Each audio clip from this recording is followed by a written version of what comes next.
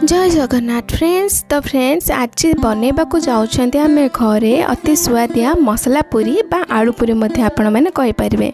आपण मैंने विभिन्न उपाय घरे सिंपल वे रे पूरी प्रस्तुत करके खाइबे, किंतु आज आपण मैंने यही रेसिपी थरे ट्राए करंतु।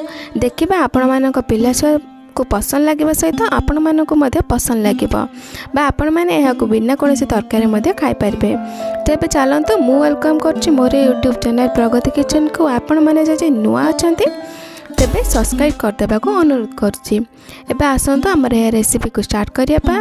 तो देखिपे प्रथम जो कौन बाउल नहीं नेबे, नहीं सारापर आपण मैंने गोटे कप को माप करके 2 कप अट्टा पकाई नेबे। आपण मैंने जदि चाहिए तो मैदान मध्य करें।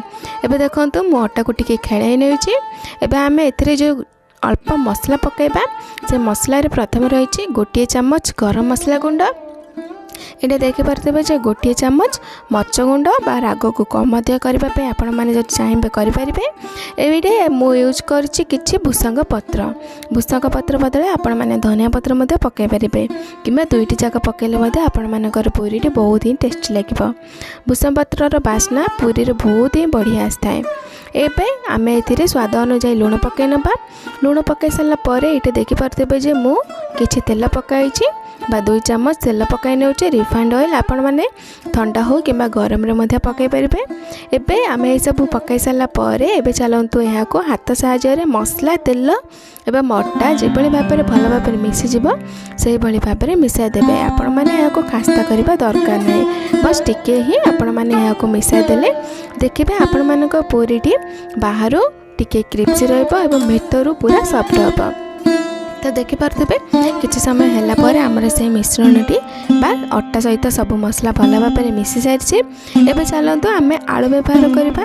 तो आलू को मु पूर्वर ही सिझाई रखी देते। तो देखिपे आलूर क्वांटिटी मु 2टी रखी। आपण मानक अट्टार कम अधिक देखिए आलूर परिमाण आपण मैंने कम अधिक करें। तो देखो मुझे सिझा होता आलू को हाथ में यही भाव में चकटी नहीं।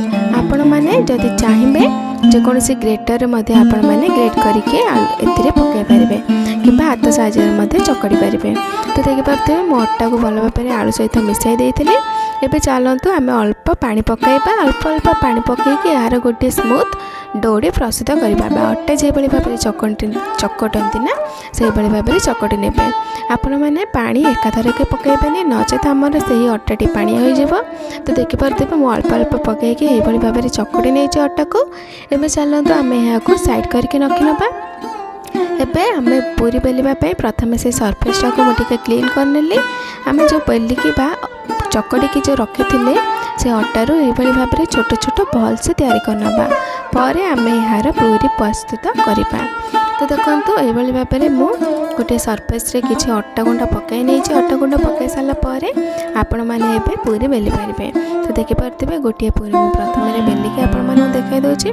आपण मैंने यहाँ को अधिक मोटा कि अधिक पतला करें, मीडियम टाइप ही बेलिले आपण मानकर पूरी बहुत ही फुल।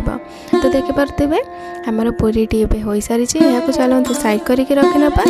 आपण मैंने पुणी से भाव में ही सब से बॉल्स पूरी प्रस्तुत करने। तो देखो ये भाव में मोटा रहा भाव में तार ठीकटा रहा। तो ये भाव में मुझे सब पूरी को बेलिकी रखी नहीं। ये देखो मु किसी समय पूर्वर ही कड़ाई रे तेल गरम करने बसाई नहीं। एवं आम तेलटी गरम हो सारी से लगी मु गोटे पूरी को लेकिन से पकईकि यहाँ को छाणी नौ। तो देखो आमर पूरी केते बहुत बढ़िया भाव में फुली ताने आमर बास डोटी जो आम प्रस्तुत करते से पूरा परफेक्ट थिला। आपण मानकर जदि पूरी फुलू ना से आपण मैंने कौन करेंगे तेल को भल भाव में प्रथम गरम करने एवं तापर जितेबाला आपण मैंने पूरी बेलिबे ना संगे संगे आणिकी जदि छाणी ने तो देखिए आपण मानकर पूरी यही भाव में फुलवा। तो देखो कम समय मध्य आमर घरे सकाळर जलखिया हो कि दीपर खाइबा हो कि रातिर डिनर हो आपण मैंने जेकोसी समय यही मसला पूरी को एंजॉय करें। यहाँ को गरम गरम रे ही सर्व करंतु। यार कॉम्बिनेशनटा आपण मैंने जदि राग लुणी आचार सहित देखे ना तो देखिए यार कॉम्बिनेशनटा आपण मानक बहुत ही पसंद आसब। आपण मैंने यहाँ को बिना बा कम समय मध्य घरे बनई पारे एवं जेकोसी तरकारी बिना आपण मैंने यहाँ खाई पारे। तो फ्रेंड्स यही भाव में आज रेसिपीटी थे घरे ट्राए करूँ देखिए आपण मानक बहुत भल लगे। तो प्रथम मु गोटे पूरी को यही भाव में गड़ी करके देखे नौ। तो देखिपे भितर सफ्ट अच्छे और बाहर टिके क्रिप्सी टाइप रोचे। यही भाव में आकलणी आचार सहित आपण मैंने सर्व करूँ देखिए आपण मानक टेस्ट बहुत ही बढ़िया लगे। जदि आपण मानक ये रेसिपीटी भल लगी थाले मो चैनल को सब्सक्राइब करदेवा सहित लाइक कर दिंतु और गोटे प्यारा सा कमेंट कर दिंतु। रहुची।